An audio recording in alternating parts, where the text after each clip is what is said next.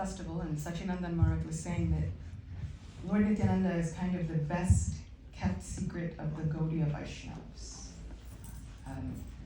We cannot exist as Gaudiya Vaishnavas without Lord Nityananda, and at the same token, he's also a little bit hidden because he's often misunderstood. He is known as Avaduta Shiromani, which is the crest, the crown jewel of all of the Avaduts. And an Avadut is a really eccentric, weird person. Transcendentally, spiritually weird. They do not conform to the rules of society.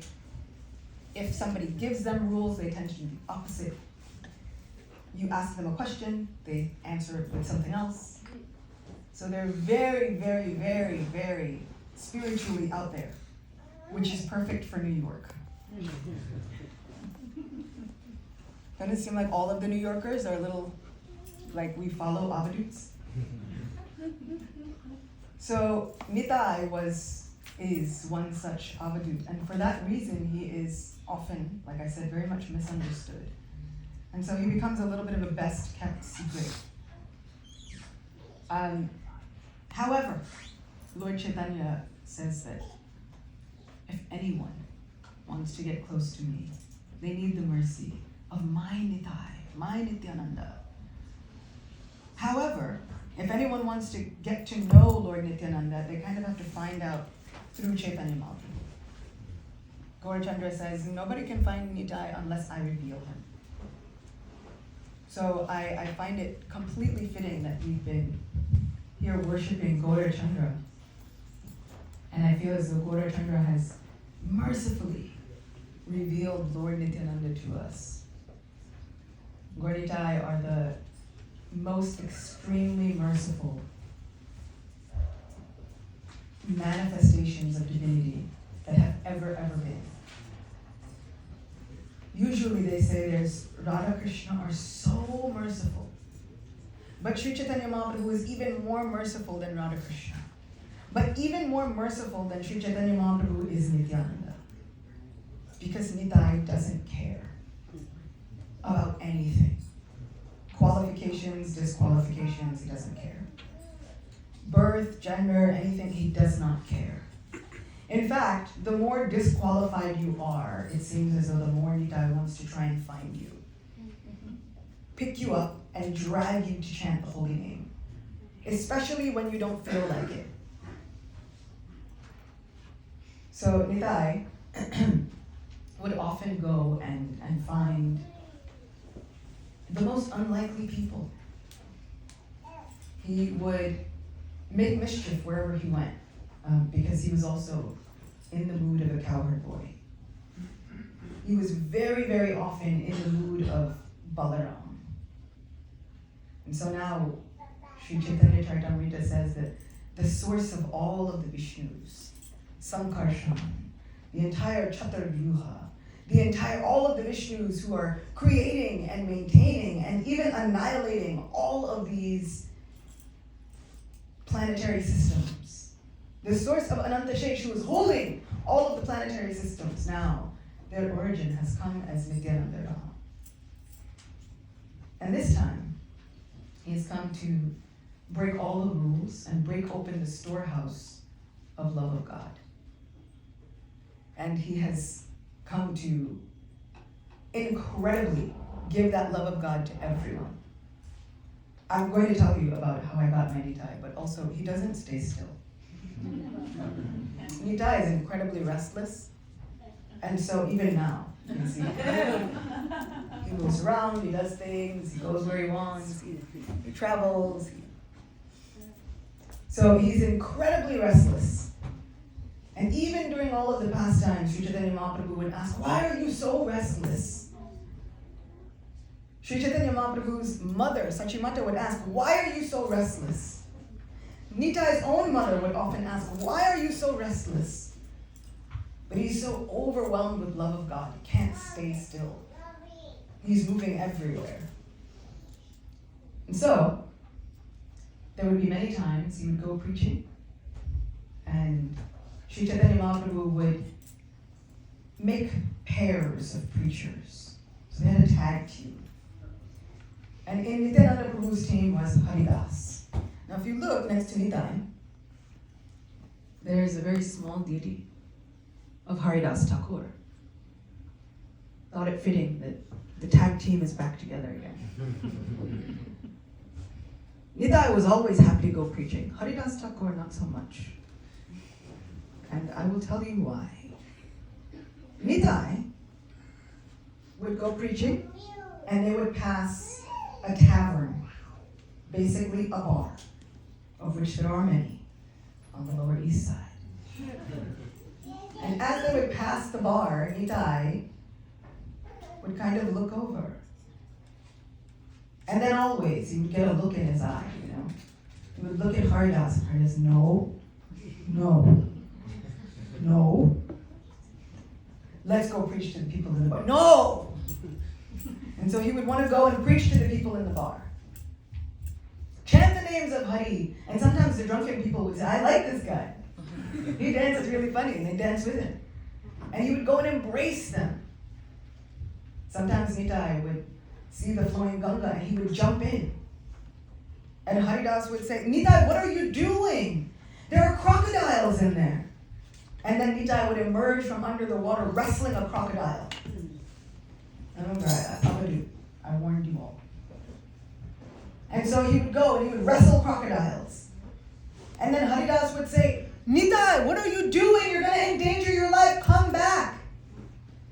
And in order to stop wrestling the crocodile, then Nitai would simply play dead and float in the Ganga away.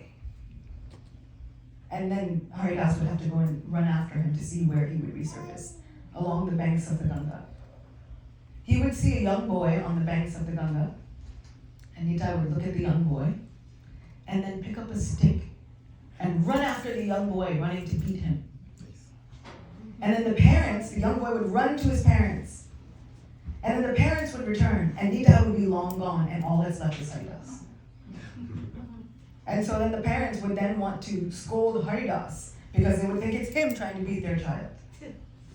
Nitai would see a young girl worshiping on the banks of the Ganga, and he would run up to her and say, are you married? She would say, no. He says, well, do you want to marry me? She would think, this is completely improper. What are you saying? And she would run home and get her parents, and then the parents would come back, and Nitai is gone, and Haridas is left. So Nitai was always happy, fearless, boldly, going where nobody else would ever go. Haridas was not so excited all the time. And he would find ways to try and complain secretly, a little bit, to the other members of the Panchatattva. Can someone help me? Why do they keep sending me out with this madman? He's crazy and endangering my existence. Help me. So sometimes as they're sitting there, I tell Haridas to blink twice if he needs help. But there's no getting out of it. They're stuck together now. So Nitai was born in a village called Ekachakra. A long time ago, during the Great Mahabharata War, Sri Krishna was not supposed to be fighting. Right?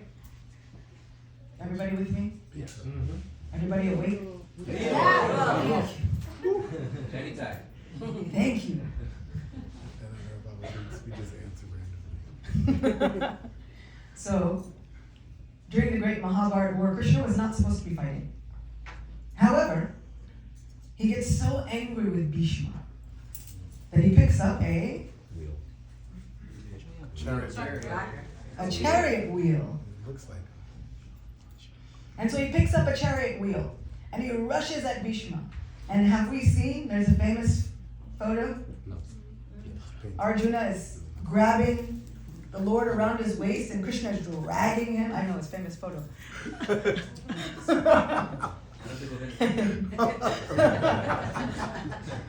and Bhishma is ready. This is all he ever wanted. And Arjuna is saying, no, you can't break your promise. I'll fix it. I'll do whatever you want me to do. No problem. Krishna, when pacified, threw away this chariot wheel. The place where it landed became known as Eka Chakra, because the wheel looked like a chakra. And there was only one, Eka.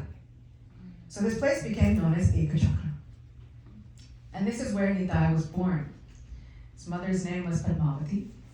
His father's name was Harai Pandit.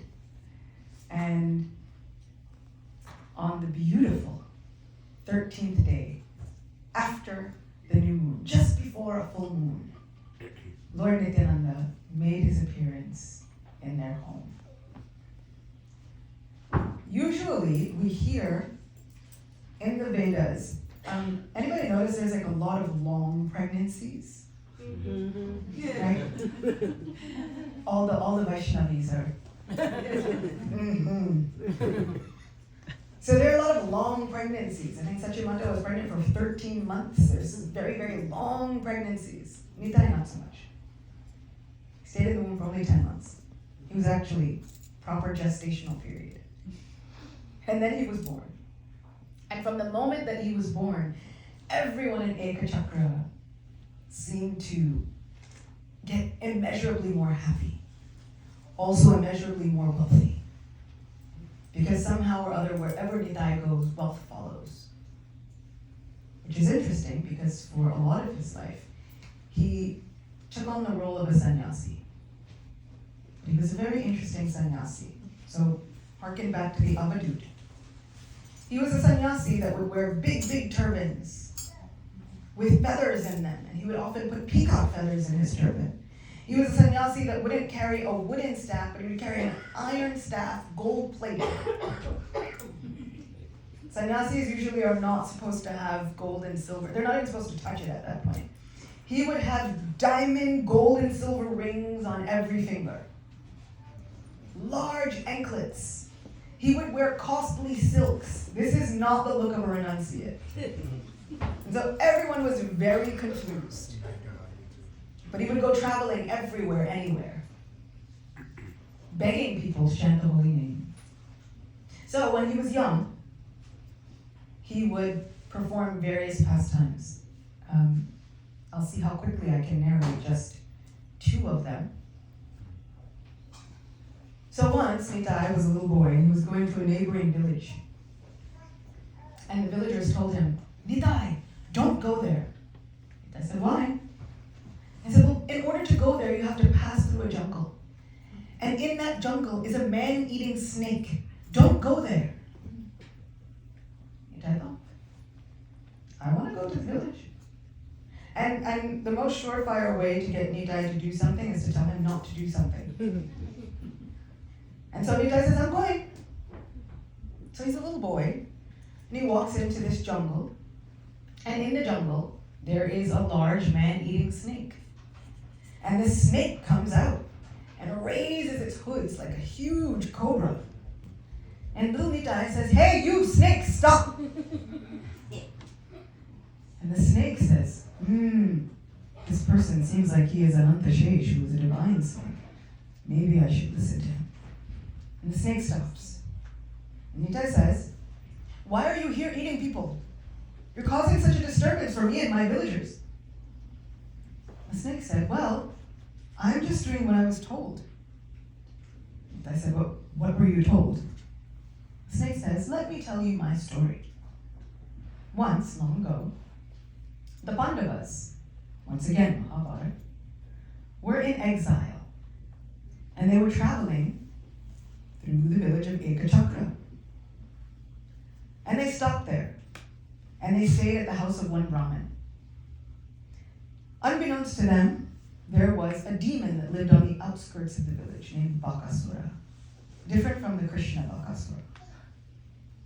So this demon was named Baka, and he was terrorizing the villagers for a long time. And finally, they made a deal with the demon. They said, look, if you promise not to come and randomly eat people, we will send you a cartload of food and one human. The demon said, okay. And so this was going on for quite some time. Finally, One day, the Brahmin that the Pandavas were staying with was crying. Kunti Devi, the mother of the Pandavas, said, "What seems to be the problem? All along you've been happy and now you're completely devastated." The Brahmin says, "Well, it is now our family's turn to send someone along with this cartload of food as a meal for this demon."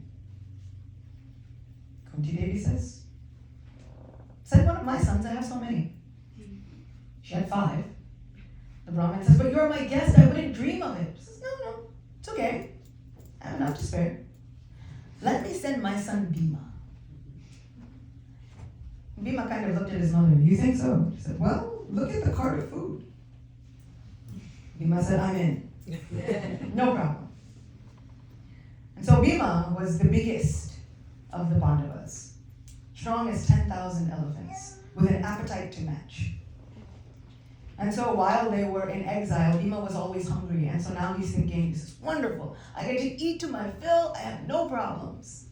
On the way to the demon, he eats all the food in the cart. And as he arrives, the demon comes out to see his meal, and there's nothing but this human. So now the demon is angry. "Who's eaten all of my food?" He says, "It was me. Come do battle with me." So they begin to fight.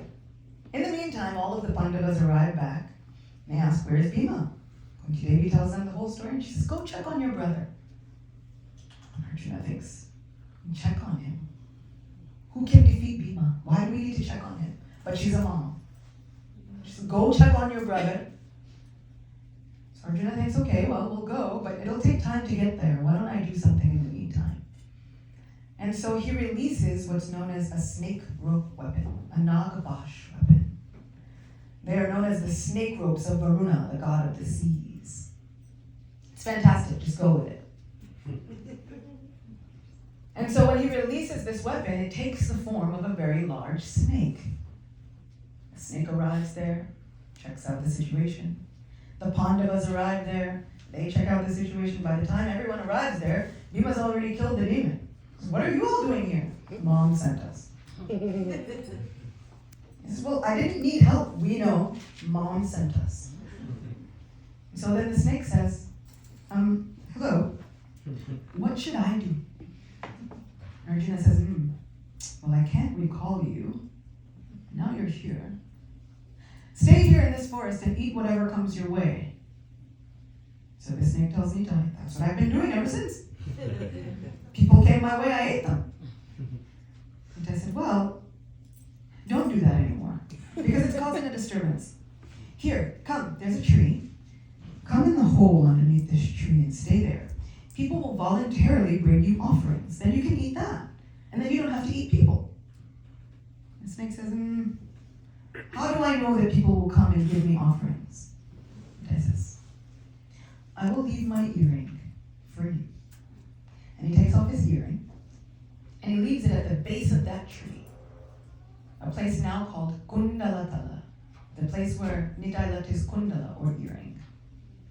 And now a great mountain has kind of like a little mound has grown over that earring, but it is still there. And people come, and they bring offerings, because they're bringing offerings to Nitai's paraphernalia. And the snake takes those offerings, and everybody lived happily ever after. And from that day on, Nitai was known as Eka Kundala Nitai, Nitai who wears one earring. So if everybody's always wondering, they always come to me and go, "Oh, your Nitai lost an earring." He willingly gave the earring away. And so very often in later pastimes, Nitai is depicted with one earring. When Nitai was about 12 years old, there was a Brahmin who came to the home of Harai Pandit and Padmavati Devi. And he said, "Oh Brahmin, how can we serve you? We would like to give you whatever you need." The Brahmin said, "I need a companion to travel with. I want your son." But our Nitai? What will we do without Nitai? How can any of us live without Nitai? But such was their dedication to pleasing this Brahmana that they thought even Dasarath had to give wrong to Vishwamitra. who are we to throw away tradition? And so with heavy hearts, I said, okay, Nitai, you will go with this Brahmana. And so Nitai and the Brahmana were going, and finally Nitai stops at the base of a tree. The Brahmana says, why are we stopping? Nitai says, I can't go yet. I have to see if my mother will allow me. And if it is too painful for my mother to allow me to go, then I won't go. So I have to wait here and see if my mother will be able to tolerate my leaving. And so they rest at that place, which came to be known as Vishramtala, the place where Nitai rested. And not soon after Nitai says this, Padmavati Devi comes running, yelling, "Oh Nitai, oh my Nitai, don't take my Nitai." Nitai looks at the Brahmana, well, do something or I'm not going. And so from out of his Brahmanical bag, he would carry a bag. Out from his bag, he pulls out a deity of Krishna. He says, "Oh Padmavati Devi, take this deity of Krishna. This deity of Krishna will fulfill all of your desires." She says, "The only desire I want is that you don't take my Nitai." He says, "But this deity will console you in Nitai's absence." She said, "No, it won't." He said, it will. No, it won't." Nitai is still looking at the Brahman. Well, do something. And so the Brahman tells Padmavati Devi, "Wait, look closely. When you look into the face of this deity, I promise you, you will see your son Nitai." And so she looks into the face of this Krishna deity, and she sees her Nitai. And finally she agrees, all right. And she hugs Nitai so closely one last time. She blesses him. "Oh my son, be fortunate. Be a good boy. Don't create any mischief. Serve this Brahmana nicely." And the Brahmin tells her, this deity, which has the face of Lord Nityananda, and who will fulfill all of your desires, his name is Murlidhar. And so when you worship Murlidhar, you will always see your Nitai. And Padmavati worshiped Murlidhar every day, seeing the face of her Nitai. So I find it quite fitting that we have Murlidhar. He is holding all of our hearts together in separation. So when you are feeling a little bit low, when you're feeling like you need someone who can fulfill all desires, we can look into the face of Murlidhar and know that not only will he fulfill all desires, but we will see the face of Sri Nityananda if we look closely. So, I know so many of us, I've been talking with my friends, and so many we were kind of lamenting. We have Gaura Chandra, but where is Nitai? Nitai is hidden in the face of Murlidhar. This is a secret known to all of the inhabitants of Ekachakra Gram. Shri Nityananda Ram ki jai! It's not a secret anymore. It's a secret, now tell everyone. So, I want to put a couple of people on the spot. So Divya, if you could please share something wonderful about Lord Nityananda. It's the wireless mic.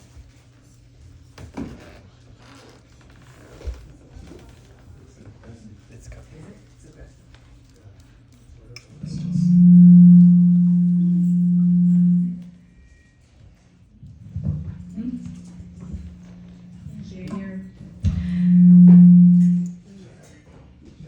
Maybe you can start.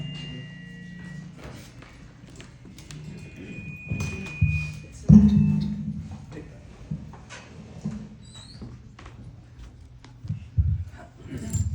Really have much to say. You're such a wonderful speaker. But I think when you were singing, we were singing the song Nitya Pada Kamala, I couldn't help but remember Ayendra Prabhu.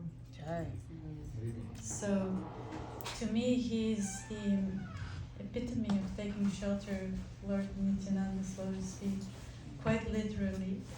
But also, he would say that most of the time, most of his japa, he would meditate on Lord Nityananda. And Srila Prabhupada explains in the Chaitanya Charitamrita in the beginning that Lord Nityananda is not different from Balaram and Ram. So you can meditate on Lord Nityananda when you say Hare Rama, Rama Rama, Hare Hare, Rama, Nityananda Rama.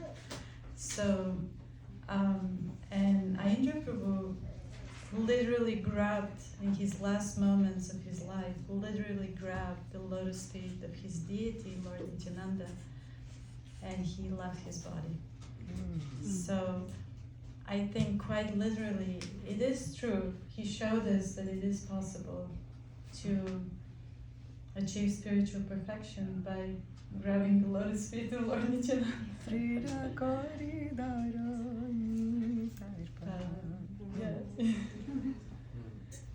Yes. So that's what I'm reminded of. Thank you. Happy birthday, Divya. Also, I'm gonna put my sister on the spot because she's here. It's a rare sighting.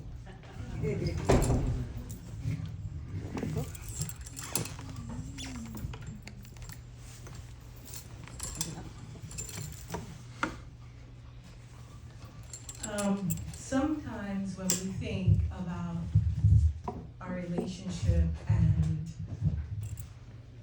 trying to serve the Lord, we think of it very much in awe and reverence. And so when you think about serving the Lord in awe and reverence, a lot of times it becomes very separate. I have to serve the Lord or whatever, and now I'm going to go and have some fun. Because, serving the Lord is sort of awe and reverence, and it's not very fun, it's very grave. But then you want to go then and enjoy something. But that enjoying something is Nityananda.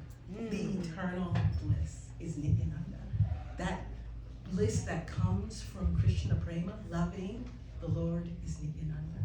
And so when you look at Nityananda, Nityananda is very non-traditional and unconventional. But that's where it comes from, all of this Krishna Prema. So, sometimes Nityananda would show up to Lord Chaitanya with no clothes on. But it says that the clothes loosened from his ecstatic symptoms, and they would just fall off. And so then He wouldn't put them back on. he wouldn't. He would walk, and then Lord Chaitanya would see him, and he's like, Nitai! And then he'd take off his own turban, and then he would dress Nityananda. And Nityananda would just laugh. He'd just laugh uncontrollably. Loudly. Yes. And then there would be people there, and they would come, and then Lord Chaitanya then would give pieces of Lord Nityananda's kopins, which are his underwear, to the other devotees there. And he was like, here, take this, put this in your turban. And they would put it in their turban, and they would start to just also laugh. And Nityananda was laughing, and then everyone is laughing. And then Lord Chaitanya was like, come, sit down here, sit. And so then Lord Nityananda would sit, and they washed his feet. And they would say nice prayers to Nityananda. And then after washing his feet, Lord Chaitanya would say, hey, everyone here, take some of this, drink some of this water that has washed Lord Nityananda's feet. And then they would drink the water, and then they became ecstatic. And they were laughing and dancing and screaming out, Krishna, Krishna, Hari, Hari, Hari, Hari, Hari, Hari. And they would say, this water is so nice. It's got such a sweet flavor that lingers on my tongue long after I've tasted it. And they became very ecstatic. And so all of this ecstatic symptoms, this happiness, comes from contact with Lord Nityananda. So just washing his feet, just being around him, that will give you this love and happiness that we're all really looking for. So I was reading today in the Chaitanya Bhagavat, and I just wanted to read a little bit from the end. It's like after all of this happens, it says, the Lord says, Lord Chaitanya, anyone who keeps faith and engages in the service of this Nityananda Swarup actually keeps faith and serves me. His lotus feet are worshipped by Lord Brahma and Lord Shiva. Therefore, all of you should show love to him. If a person maintains even a tinge of envy towards him, then he is not dear to me, even if he is a devotee. The commentary says, Sri Nityananda Prabhu and Sri Gaura Sundar are non-different. Simply by serving the lotus feet of Sri Nityananda, one obtains the fruit of serving Sri Gaura Sundar. The lotus feet of Sri Nityananda are worshipped by qualitative incarnations like Lord Brahma and Lord Shiva. Those who are neglectful of these most worshipable objects, maintaining envy for even a moment, and expressing eagerness to serve the external energy Maya, can never become worthy candidates for Sri Gaura Sundar's affection. Krishna will never leave that person who is touched by the air that has passed by Nityananda's body. Subtle fanning him continuously. Subtle fragrance is spread by the air.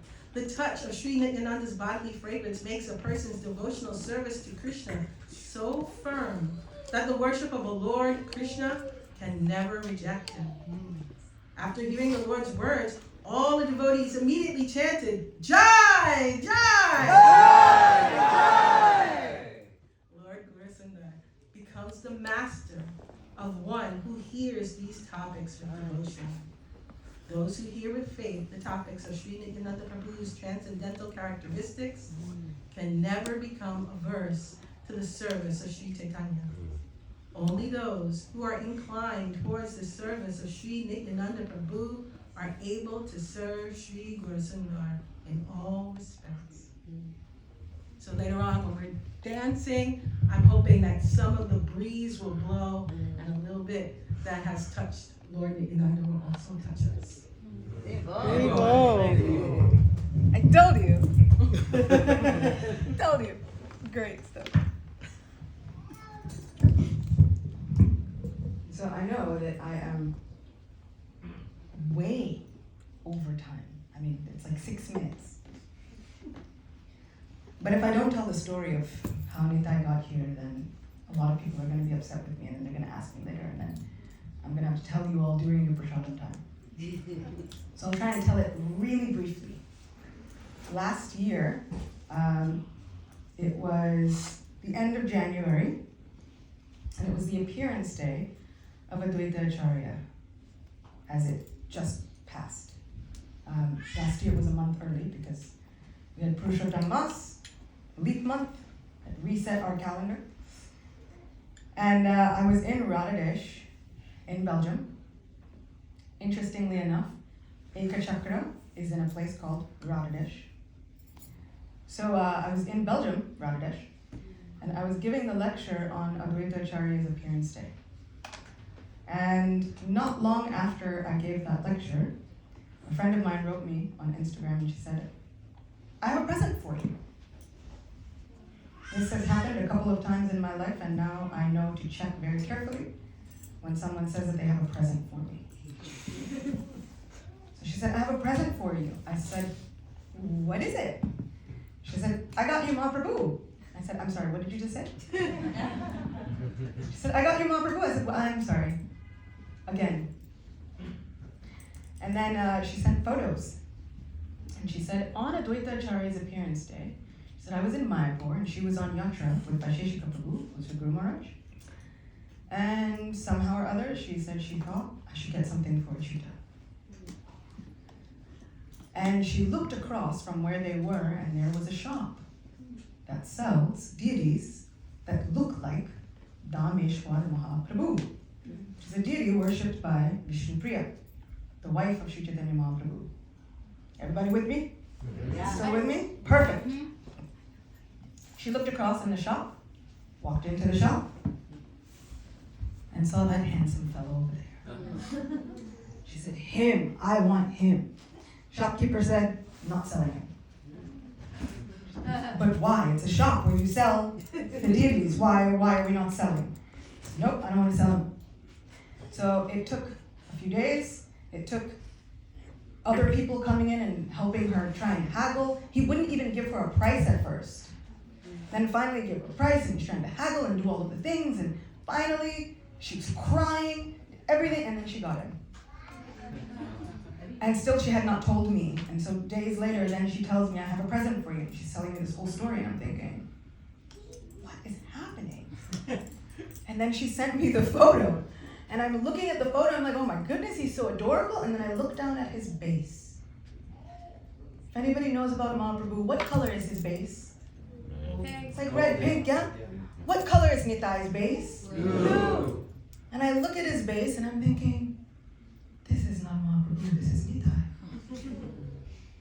What? Now I've been a closet like Nityananda Bhakta my whole life.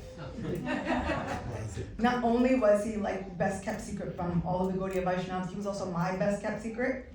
Like everybody knows about Govinda. Yes, everybody knows how much I love Govinda. Before that, there was my love for Lord Nityananda. So I'm looking at this deity miraculously going, what in the world? And then she said, well, the story doesn't end there. Then she took him to the temple of Dhameshwar Mahaprabhu. The pujaris took this little Nitai, put him on the altar with Dhameshwar Mahaprabhu, closed the curtains, did an invocation, opened the curtains, and then handed him back. And I'm like, you didn't get me a present, you got me an installed deity. Like, what? I was like, here, have a baby.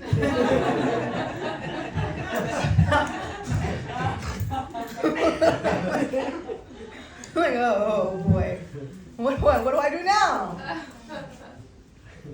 And true to form, Lord Nityananda loves to go on yatra.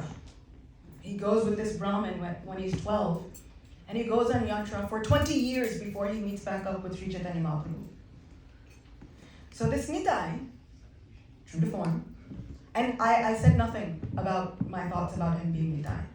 I decide I will make all executive decisions when the deity is in my possession. So he goes on yatra. He goes from Mayapur to Vrindavan.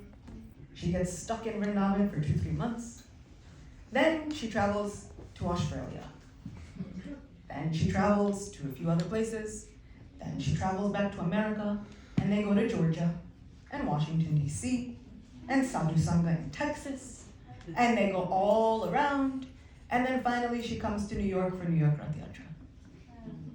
Still, I have not seen Nitai in person. And so finally, on Yogini Ekadashi, which was in June, so from January, February, all the way till June, I am simply kind of now meditating on trying to be ready for this completely present and installed deity of Nitai. And it was Yogini Ekadashi just before 24-hour Kirtan, and I had given the morning lecture on Zoom for the Bhakti Center.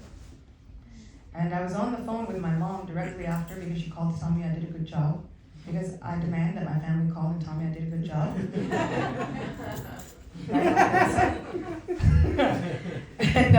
And so I was on the phone with my mom, and in the middle of the conversation I kind of zoned out and I could hear devotees singing Jaya Nityananda Ram at 24-hour Kirtan. Small backstory about 24-hour Kirtan, I was not going. I felt completely burnt out.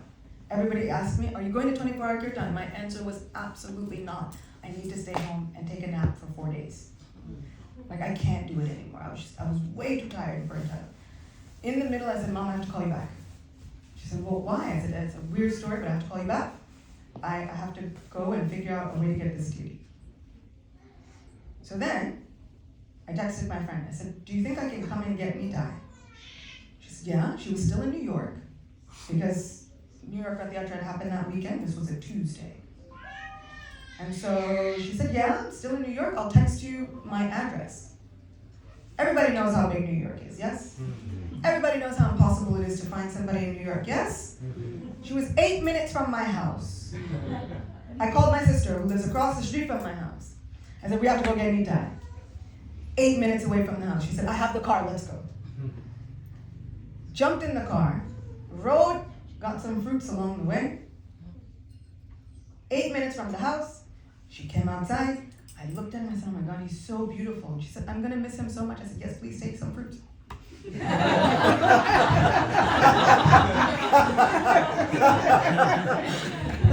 They were mango. They were mangoes. Nice ones. Oh. I was like, here, take some fruits. Because, Not just any fruits, mangoes. and I got him, and I got in the car, and I think I even said, I was like, okay. I was like, oh, by the way, he's Nitai. And I was like, bro, drive the car. And so I got him home, and all day long, the organizer from 24-Hour Kirtan had been calling me. And I finally called her back, and I said, good news, I'm coming to 24-Hour Kirtan. She said, that's not why I'm calling. I said, well, then why were you calling? She says, well, we need help making a theme for the festival. And we'll be honoring Bhaktivinoda Thakur on the Saturday of the festival. Do you think that you could help us think of a theme for the festival? I said, funny you should ask. I happen to be bringing with me a deity of Lord Nityananda that just came into my possession. The theme for the festival can be Nityananda opening the marketplace of the holy name. And so we began the festival by singing Bhaktivinoda Thakur's famous Koda Nitai Bhajan, where Nitai opens the marketplace of the holy name. We ended the 24-Hour Kirtan by singing Nadia Godrume, also written by Bhaktivinoda Thakur, about Nitai once again opening the marketplace of the holy name. She said, I have goosebumps, best idea I've ever heard. We have all the decorations, everything will be perfect. And when we got there, we had such a beautiful procession for this Nitai, who happens to make festivals for himself wherever he goes. And so as I was telling Karunini Mai, just like this festival, he, unbeknownst to me, had been worried about what to do for Nityandanda Trayodashi. He said, I don't know what to do. We need some help. We need somebody to come and take charge of this festival. And the next day I texted him and said, what are you doing for Nityananda Trayodashi? And would you mind if I came and kind of commandeered the festival and brought a deity of Lord Nityananda? And then we had a phone call where he told me, you will not believe that I was just worried about this festival. So he's quite mystical. He's very, very present, but in the most gentle way. Whatever you ask of him, he gives an answer very quickly. I can't guarantee that the answer is always yes. I can't guarantee that we'll even always understand the answer, because like I said, you ask Nitai something, he answers something else. But he does answer very quickly. He's very powerful. I have asked for several things, and he grants them quite quickly. And he's so sweet, and I feel like he's really partial to ladies. Wherever I go, there's a few gentlemen that come, but it's swarms of ladies. And then they fawn over him, they touch his face, they touch his cheeks. I went on Govardhan Parikram with this Nitai. And it seemed like every Bengali in Brajbhumi was out that day. Kishore knows because he was there. We went to Radhakund and Janava Betak, and all of a sudden there were ladies uluing, and I don't know where they came from. People started uluing on this side, they were answering on that side. It was like, you ever know peacocks? They set each other off. All of these uluing ladies were setting each other off, and Nitai was just there, soaking in all of the love. People came, they put chandan on his forehead. He was really looking like the king of Parikram. And there were ladies, there were nice, sweet, little old widowed Bengali ladies would come. And some people get confused. They might think he's Mahaprabhu. Not these ladies. They knew. They were inspired from within the heart. And they would see Nitai and say, "Ha Nitai! Ha Nitai!" And then I would place him on their heads, and they would tremble and cry. It looked like Chaitanya Charitamrita. When I tell you, I can't recreate it. I could not have planned it. And all day, starting from the very beginning of Parikram, we wanted to go to Radhakund, and we stopped to see a very large deity of Mahadev. I said, "Come, Nita, you love Lord Shiva. Come take darshan of your devotee." And as we did that, one huge bull comes. A large bull comes, takes darshan of Nita, and then leads the way. he stops and gets some morning breakfast from a stall, vegetable stall, and then walks straight to Radhakund. You're like, okay, we'll just follow the bull, no problem. We let us out at Radhakund, and then went on. So he's very, very miraculous, incredibly mysterious, and so incredibly lovable. So please, please take the opportunity. We'll be offering flowers to Nitai. And when we do that, really please offer those prayers. I promise you there will be some answer. And a miraculous answer. And when that answer comes, feel free to write me about it. Because I love hearing his pastimes. He's really present in having modern day pastimes with all of us. So, thank you, Nitai. Also, he does inspire tears with everybody, so please don't worry. It's very, very normal. You go, you see him. When you see him, you cry. It's natural. Let it happen. We're all used to it. So please, give your hearts, let go of your inhibitions. Nitai is very much about that. During this festival, there'll be loud shouts of Jai Nitai! Jai Nitai! Not loud enough. Jai Nitai!